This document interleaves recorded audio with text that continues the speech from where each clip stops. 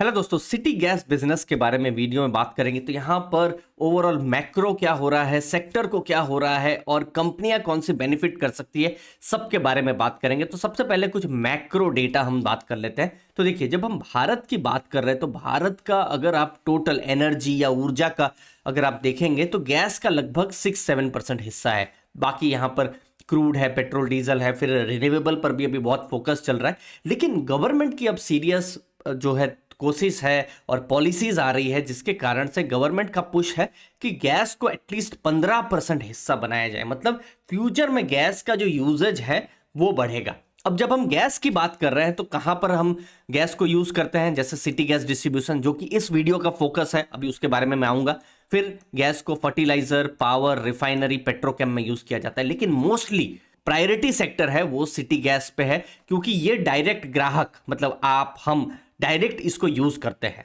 ठीक है, फिर उसके बाद फर्टिलाइजर एक बहुत बड़ा गैस का यूजेज है, उस पर हम अभी और बात करेंगे। लेकिन अभी हम सिटी गैस पर बात करेंगे। अब फोकस क्या है और चैलेंज क्या है 2022 में और खासकर 2021 में भी देखेंगे कि जो नेचुरल गैस के जो प्राइसेस हैं वो बहुत ज्यादा बढ़े थे और उस हिसाब से आपने देखा होगा, अगर आपके पास सीएनजी गाड़ी है या आपके आसपास में, कि किस हिसाब से अगर प्राइसेस बढ़े हैं तो जो पेट्रोल और सीएनजी है दोनों के बीच में डिफरेंस भी कम हो रहे हैं। तो ये एक चीज है, वो चैलेंज है। लेकिन क्या वो फ्यूचर में वो चैलेंज एक अपॉर्चुनिटी बनेगी, उसको थोड़ा समझने की कोशिश करते हैं। तो देखिए, सबसे पहले सिटी गैस डिस्ट्रीब्यूशन अगर आप टोटल नेचुरल गैस में यूज होता है तो टोटल भारत में 21% जो है सिटी गैस में यूज होता है। उसके बाद जैसे फिर फर्टिलाइजर, पावर, रिफाइनरी, वो लोग फिर बाकी यूज करते हैं। तो गैस का यहाँ पर इन सब सेक्टर में यूज होता है। फिर अभी सबसे बड़ा चीज जो गवर्नमेंट क्या कर रही है कि लगभग 97% पॉपुलेशन को सिटी गैस के जरिए जोड़ने की कोशिश कर रही है। 9, 10, 11 राउंड भी हो चुके हैं। तो अगर आपके शहर में या शहर के आसपास में अगर आप सीएनजी के पंप्स देखेंगे या फिर जो पीएनजी की लाइंस देखेंगे तो सरप्राइज मत होइएगा, ये चीज अभी एक फंडामेंटल शिफ्ट यहां पर हो रहा है।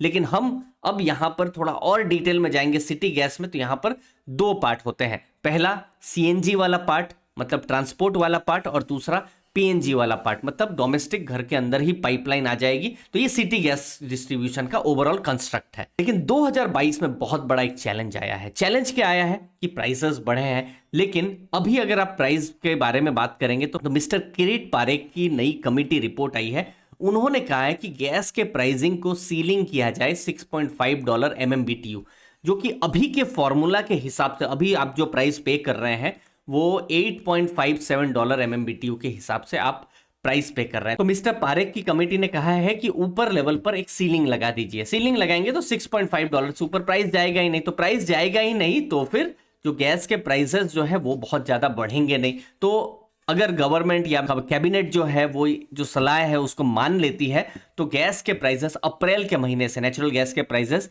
अप्रैल से आपको कम होते हुए भी देखने को मिल सकते हैं। अभी तो नहीं मिलेगा, दिसंबर आ गया, अभी और 3 महीने तो थोड़ा प्राइस रहेगा ही। अगर कैबिनेट अप्रूव करती है तो बहुत ही पॉजिटिव हो जाएगा।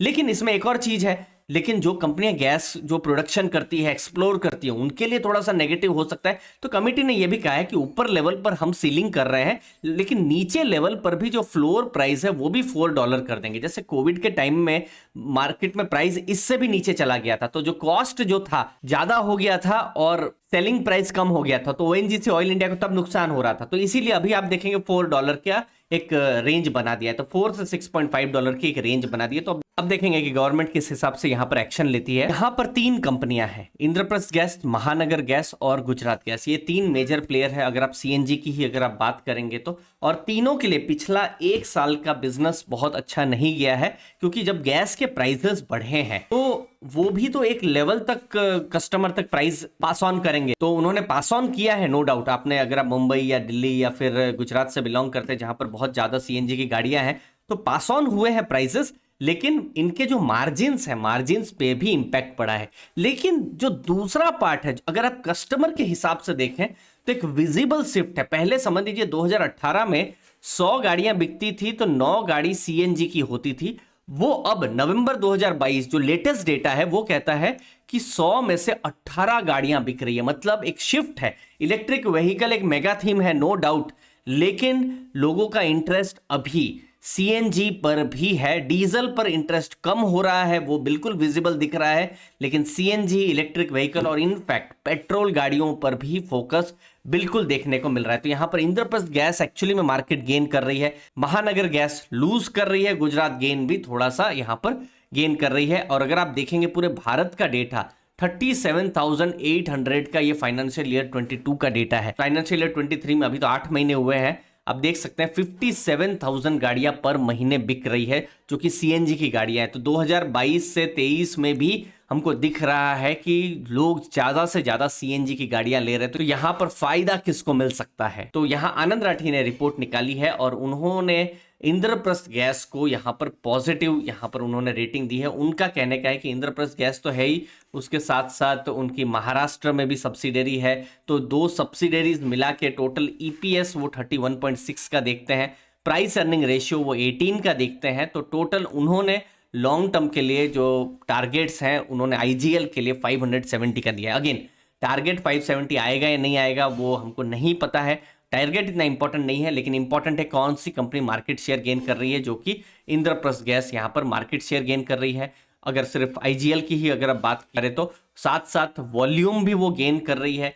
नए नए गैस के लिए उन्होंने कॉन्ट्रैक्ट्स भी साइन किए हैं रिलायंस के साथ उन्होंने, क्योंकि रिलायंस एक्सप्लोर करती है तो उसके भी कॉन्ट्रैक्ट उन्होंने साइन किए हुए हैं। गैस जो बना रहे हैं, मतलब गैस के जो स्टेशंस हैं उसमें वो बहुत एग्रेसिव अभी आ गए हैं। जब हम आईजीएल की बात कर रहे हैं, मार्जिन प्रेशर है लेकिन वो प्राइस इंक्रीज भी वो पास ऑन कर दे रहे हैं। जैसे ये 17 दिसंबर का लेटेस्ट डेटा ही आप देख सकते हैं कि किस हिसाब से सीएनजी के प्राइस इंद्रप्रस्थ गैस ने यहाँ पर बढ़ाए हुए हैं। आप 17 दिसंबर का लेटेस्ट रिपोर्ट देख सकते हैं कि किस हिसाब से जो सीएनजी के जो प्राइसेस है लगभग 95 पैसे पर केजी के हिसाब से बढ़ाए हुए। तो अपने मार्जिन चूंकि उनके स्क्वीज हो रहे हैं तो मार्जिन को भी बचाने के लिए, अपनी प्रॉफिटेबिलिटी को भी बचाने के लिए वो प्राइस इंक्रीज कर रहा है, जो एक्चुअली में हो सकता है कस्टमर के लिए थोड़ा तकलीफ वाला हो, लेकिन कंपनी के लिए एक पॉजिटिव सिग्नल यहां पर आपको मिल सकता है। लास्ट में आप रिस्क देखेंगे कि अगर वॉल्यूम ग्रोथ कम होता है, मार्जिन कंप्रेशन ऐसे ही रहता है, तो ये एक इशू हो सकता है। मिस्टर पारेख की अगर रिपोर्ट मान ली जाती है तो थोड़ा मार्जिन आ सकते हैं, प्राइस कम हो सकते हैं, तो मार्जिन में स्टेबिलिटी आने की उम्मीद